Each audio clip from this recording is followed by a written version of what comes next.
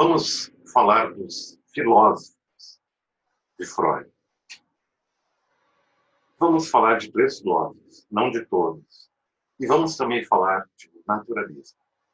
Ora, mesmo que eu tenha muita vontade de falar de Aristóteles, de Shakespeare, de Goethe e Schiller, por exemplo, somente irei tratar do grande e duradouro processo de influência da poética, da tradição romântica em Freud, a partir da 3ª aula. Mas em nossa primeira aula, nós vamos encontrar o jovem naturalista que termina também as classes de medicina e está habilitado para a neurologia e a clínica.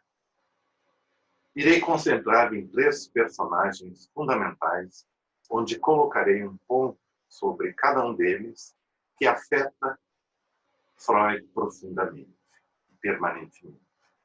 Algo como uma afecção, ou, utilizando um termo de Harold Bloom, que também irei trabalhar na 3ª aula, produz em Freud uma angústia da influência, a qual Freud irá responder criativa e cientificamente, em uma equação inseparável que irá construir o psicanalista, a psicanálise, em todos os seus momentos. Muito bem. O primeiro deles será um pensador, não filósofo, mas um naturalista. É ele, Charles Darwin. Freud, como todo jovem ambicioso, criativo e propenso à aventura, sonha em cruzar os oceanos à maneira de Darwin e realizar as suas próprias descobertas como um naturalista, desbravador do desconhecido. É mais ou menos essa a imagem que nos oferece Roudinesco em sua nova biografia de Freud. Nós sabemos que Freud havia lido os livros de Darwin, A Origem das Espécies, A Origem do Homem e também Viagem de um Naturalista ao Redor do Mundo. A leitura desses 3 livros ajuda a moldar o espírito científico de Freud na construção de uma alma na qual, dentro dela, habita um naturalista que pacientemente recolhe espécimes, as analisa, as compara, as classifica, mas, fundamental, pensa cuidadosamente sobre as possíveis relações entre elas e sua evolução constitutiva. Este é o espírito de Darwin que habita no coração de Freud. Então, seguindo o nosso roteiro, vamos conhecer um professor de Freud. Seu nome, Franz Brentano. Na universidade, durante toda a sua formação, Freud acompanhou as classes do filósofo Franz Brentano. Franz Brentano, que está inserido na tradição da escola romântica alemã. Brentano apresentará os filósofos a um Freud empenhado no conhecimento. Pelas aulas de Brentano, o futuro psicanalista irá estudar Aristóteles, Kant, Stuart Mill, Fichte, Schiller, Herbart, Schopenhauer e muitos outros. Brentano lhe apresentará a ideia de um não-eu, em que o humano é constituído como um ser em constante divisão, na qual o humano era jogado entre um jogo entre a representação, a pulsão e o recalcamento. Interessante, né? Não irei comentar que Brentano tinha um grande apreço por seu jovem aluno, aguerrido, como relata o Roudinesco. Não entraremos no aspecto de que Brentano aceitou orientar a tese de Freud em filosofia, a qual não prosperou porque este decidira pelo caminho da ciência natural e termina na neurologia e clínica. Vale lembrar a memória de Freud colocada a Ernest Jones. Diz Freud: Na minha juventude, fui fortemente atraído pela especulação filosófica, mas me afastei dela corajosamente. Então, a entrada do grande Brentano aqui, o professor de Edmund Husserl, e uma espécie de avô de Heidegger, tem como finalidade tocar em um ponto específico. Toda vez que Freud refere a algum filósofo, ele está em busca de fundamentar seu pensamento ou de realizar, por outro lado, um diálogo crítico com o pensamento do filósofo. Então, se nós temos um naturalista habitando na alma freudiana, essa alma freudiana naturalista tem junto de si uma alma filosófica forte que lhe ampara, que lhe auxilia. Eu gostaria agora de abordar brevemente outros dois filósofos que são centrais na aventura freudiana. São eles Kant e Schopenhauer. Como um pensador distante, cerca de 70 anos de Kant, Freud se embate durante toda a vida com Kant em função de que o filósofo havia alcançado poder organizar a forma como todo conhecimento racional e não racional é efetivado no espírito. Kant chama esta área, esta grande área de trabalho, por um nome muito sugestivo.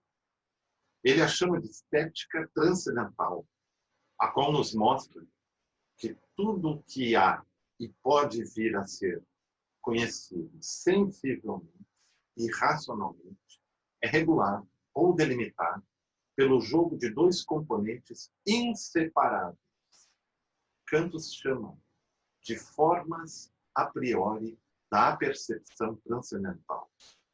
São elas o tempo e o espaço.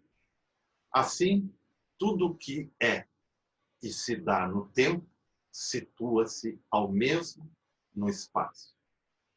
E Freud irá deflagrar-se até o final de sua vida com a formulação kantiana de uma estética transcendental. Pelo menos 2 ou 3 pontos no curso nós veremos relacionados com Kant. Agora, como estamos no final da década de 90 do século XIX, eu vou trazer isso.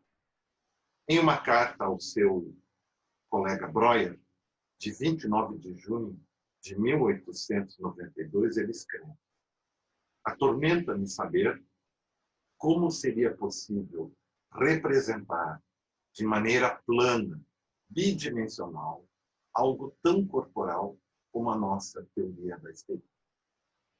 Nesta carta está toda a sua preocupação com a questão kantiana do espaço colocado.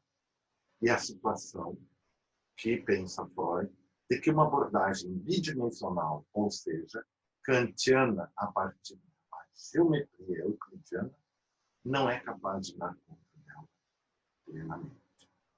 Então, Kant, em função de suas próprias reservas frente à estética transcendental de Kant, Freud recorrentemente se volta para um outro filósofo, no qual é mister em retirar fragmentos de seus pensamentos e alegorias para ilustrar seus pontos de vista. Esse filósofo, ao qual Freud repetidamente recorre para retirar fragmentos de seus pensamentos e alegorias para fundamentar seus pontos de vista, é Arthur Schopenhauer. Freud lê vários livros de Schopenhauer. Talvez tenha lido toda a obra dele e pensado sobre ela. Certamente leu sobre o princípio da quádrupla raiz da razão suficiente. Deve ter lido também o famoso texto sobre a possibilidade da liberdade, quando Schopenhauer diz que ela não existe e somos totalmente determinados pela vontade. Mas Freud lê Schopenhauer, certamente também, seu livro maior, e de lá recolhe coisas. Livro, O Mundo como Vontade de Representação, e lê também com cuidado seus apêndices, que não estão traduzidos para o português, que levam o título de Parerga e Paraliponema. Nos apêndices, Freud encontra um filósofo falando sobre a vontade e sobre a possibilidade de se pensar a alternância entre o estado de vigília e sono. Ele lê que Schopenhauer utiliza a metáfora da página de um livro, na qual o seu verso encontraríamos a vigília e no seu reverso o sono, no qual Schopenhauer diz que a relação entre a vigília e o estado de sono é como folhear a página de um livro, de um lado para outro, e quando o fazemos, estamos ou na vigília ou no sono. Ou seja, entre eles, no seu eterno entre, no entre um e outro, Freud irá descobrir a histeria como elemento do sofrimento humano, da erótica e da sexualidade, e muitos outros tesouros. Eu não vou falar de Nietzsche, não vou falar de Nietzsche, porque um dos aspectos é que Freud se dedicou, pelo menos durante 10 anos, à leitura sistemática. Mas isso se dá a partir de 900, principalmente quando temos os registros das reuniões de quartas-feiras com seus colegas, seus discípulos, nos quais sistematicamente discutem Nietzsche e as suas leituras, como grupo de estudo, como relação com a psicanálise. Eu gostaria de dizer que, neste momento, não podemos entrar ainda neste grande filósofo, Matthias Heidegger, o filósofo. E assim, nós colocamos brevemente, de modo muito sintético, 3 filósofos e um grande pensador naturalista, nos quais Freud vai recolher algo para o seu ponto de vista da construção da clínica freudiana. Seguimos, então, para o próximo vídeo.